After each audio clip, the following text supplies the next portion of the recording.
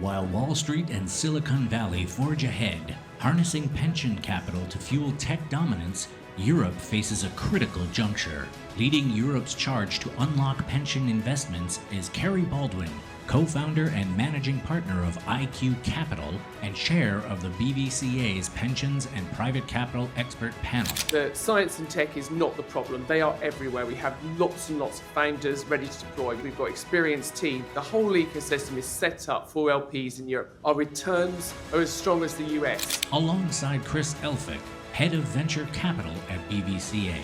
Together, they represent the forefront of efforts to redirect Europe's vast pension funds, expected to hit £1 trillion by 2030, into venture capital, innovation, and growth. As financial markets and geopolitical rivalries reshape the investment landscape, can Europe mobilize pension capital to take command of its own economic and technological future, or risk remaining on the sidelines? Join Kerry Baldwin and Chris Elphick as they outline the path to revolutionize how we fund Europe's growing venture ecosystem.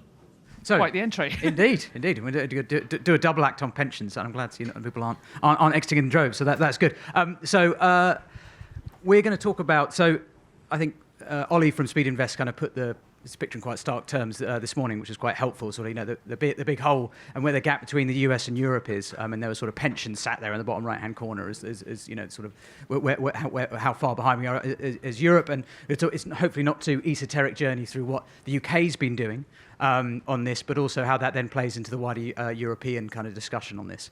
And I will take advantage of the chair if that's all right. Shall we? Thanks very much. So starting with the levels of investment. So I think the slide earlier said, in Europe it's sort of 10%. In the UK, domestic pensions. So, we quite often the UK VCs, where the BVCA tracks the data through what they're raising, it's been as high as 20% coming from pension funds, but it's often 100% of that is overseas. 0 from the UK. It's hovered between 0 and sort of 3%, I would say, in recent years. The BVCA, we've been sort of pushing for changes because there are regulatory reasons and other reasons why UK pensions couldn't invest in UK venture funds, and broader private capital. This applies across private capital funds as well, so private equity and private credit and everything else. Chipping away at it for years, various reports from the Bank of England and other places which we fed into didn't feel like we were getting anywhere, and then 2 years ago, the regulatory changes were made. There was a speech from, then Prime Minister Boris Johnson and the Chancellor Rishi Sunak, and then later in July 2023, we had the Mansion House speech, where UK pension funds, 10 of the largest then, came together and said they would put 5% of their assets into unlisted equities, as in private markets. And this represented a real opportunity. And as BVCA, we were asked by Treasury, how do we turbocharge the venture capital bit of that? Because these are very large pension funds. Which, as you saw on the screen, you said £1 trillion forecast to be the sort of growing part of the UK pensions industry by 2030. So 5% represented about £5 billion investment in private markets.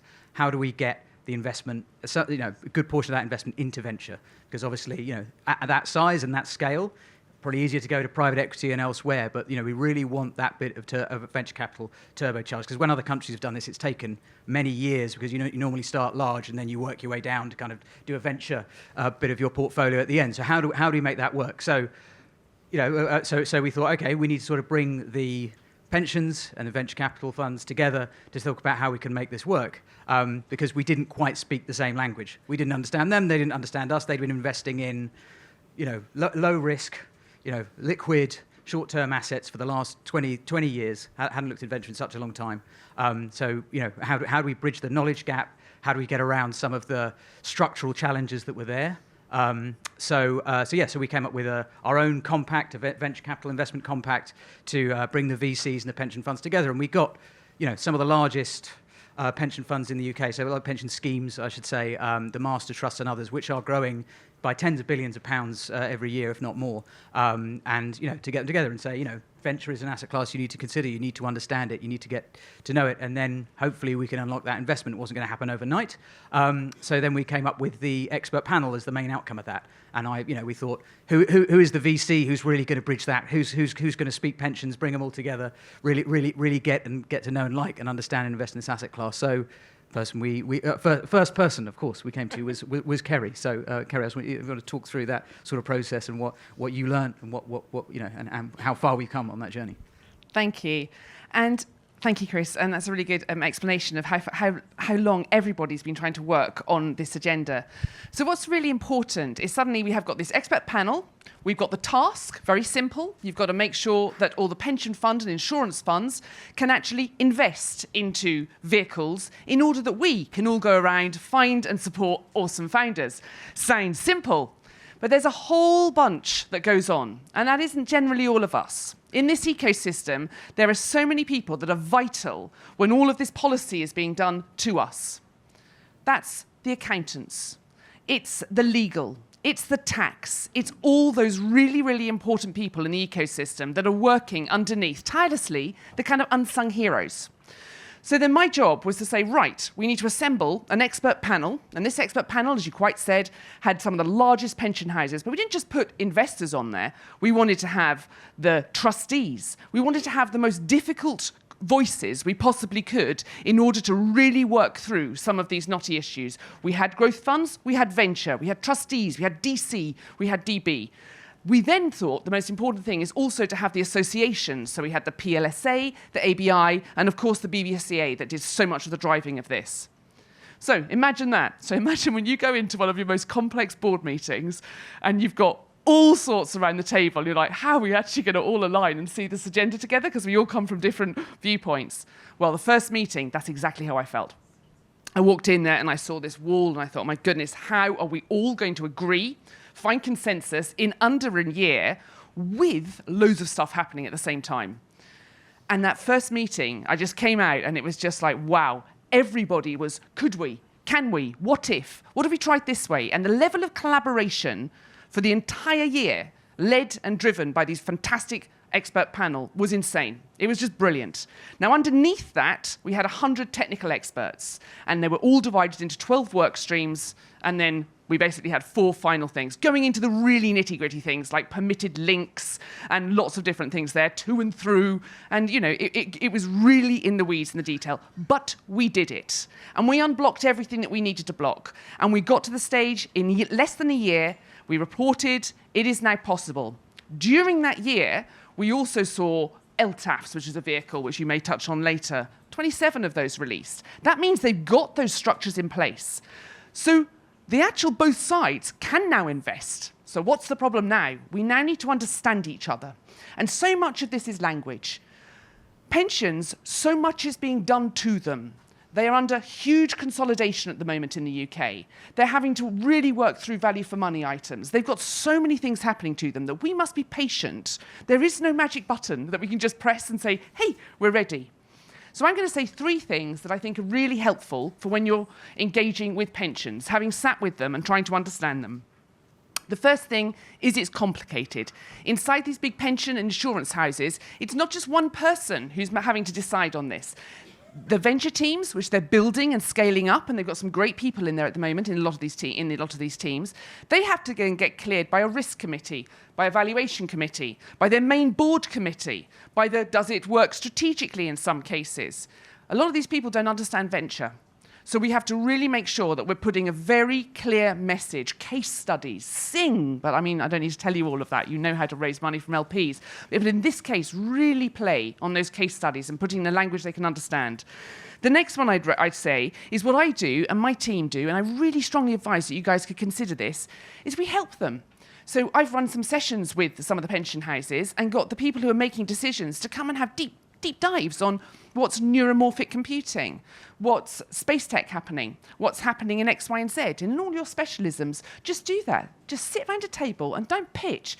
Just get to know them through educating them in what your field you know best. Maybe get some of your founders and say, look, this is how we think about terms. Just really work with them, and they really appreciate that.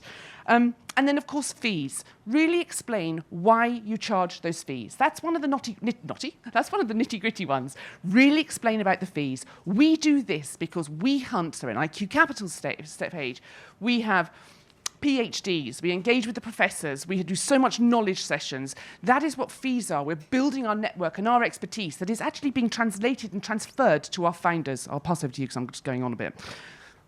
Thank you. Yeah, no, I would agree with a lot of that, and I think the sort of the gaps in knowledge and the language on fees in particular is probably the most difficult one. The one people always raise, saying, well, if we can't, they're not going to pay the fees. What's the point of having this discussion? But there are, we are seeing new products launched. We're seeing targeted VC LTAFs.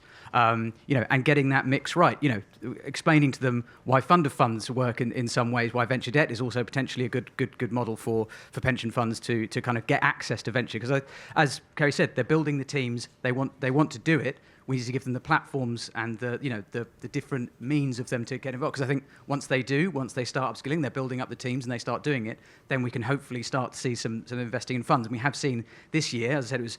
Our data showed last year, again, it was 0% of UK pension funds invested in UK ventures. It wasn't a good start while we were running our expert panel. But this year we've seen three LTAFs take, on commercial terms alongside other LP stakes in venture funds. So we're starting to see progress this year. So again, like Kerry was saying, I think we just need to keep on it and keep pushing them on this because there is the will there to do it.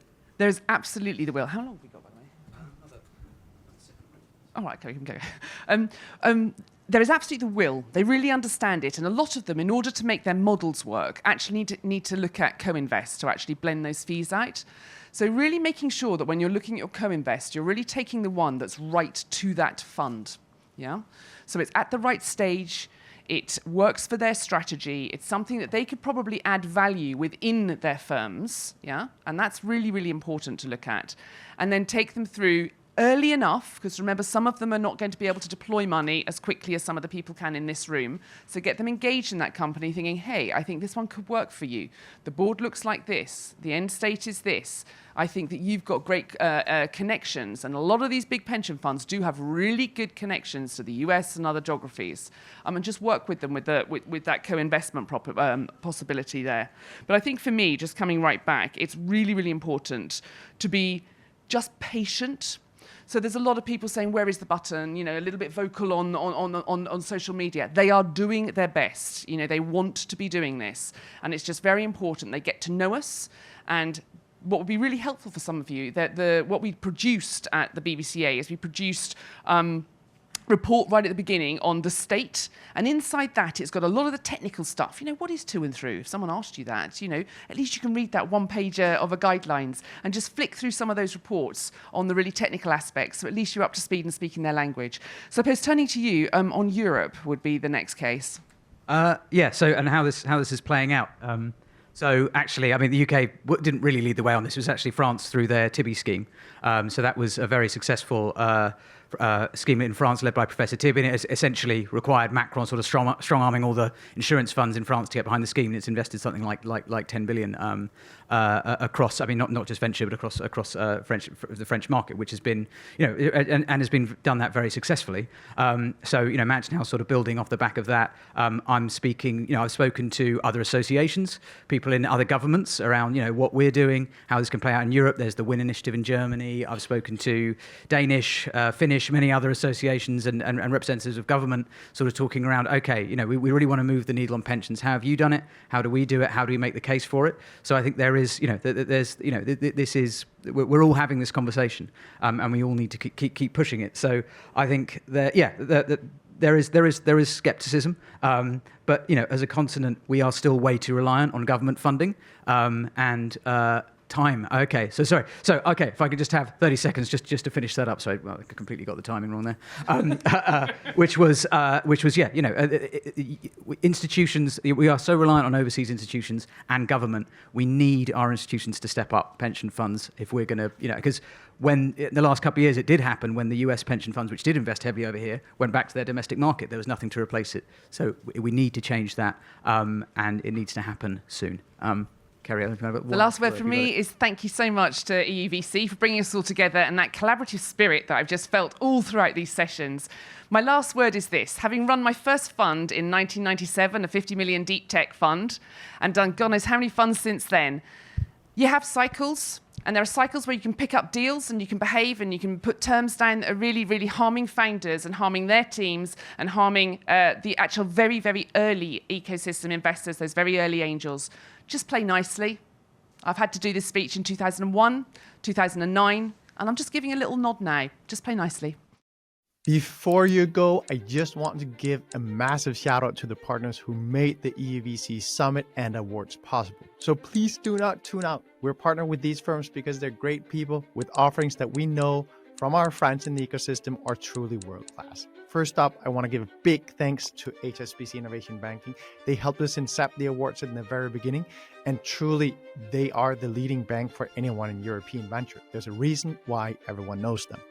Google Cloud, they were our venue, hosted the summit. What a team, what a big effort they put on to help us. We're hugely grateful. Make sure to reach out to Arabella or Oksana at the Google Cloud team to hear how they can help you as well as your portfolio. Massive credits goes to them. Ace Alternatives, we have so many friends in the Berlin ecosystem partnered with these guys. Just the best fund ops team around.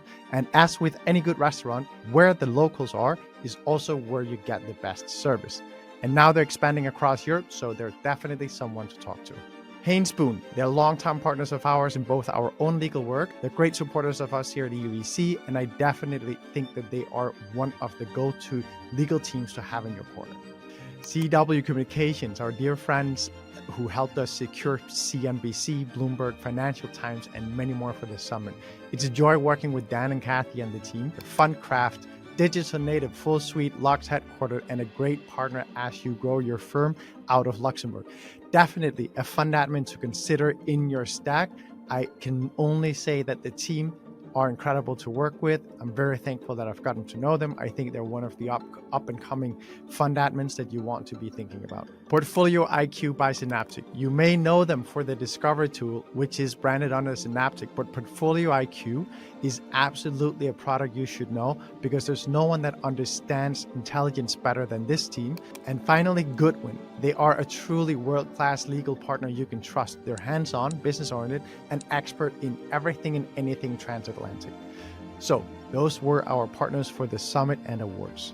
I know this might have been a bit long and boring, but really, if you have these guys on your side, I don't think your firm could be in any better hands. And also, they're helping us do what we're doing every day for you.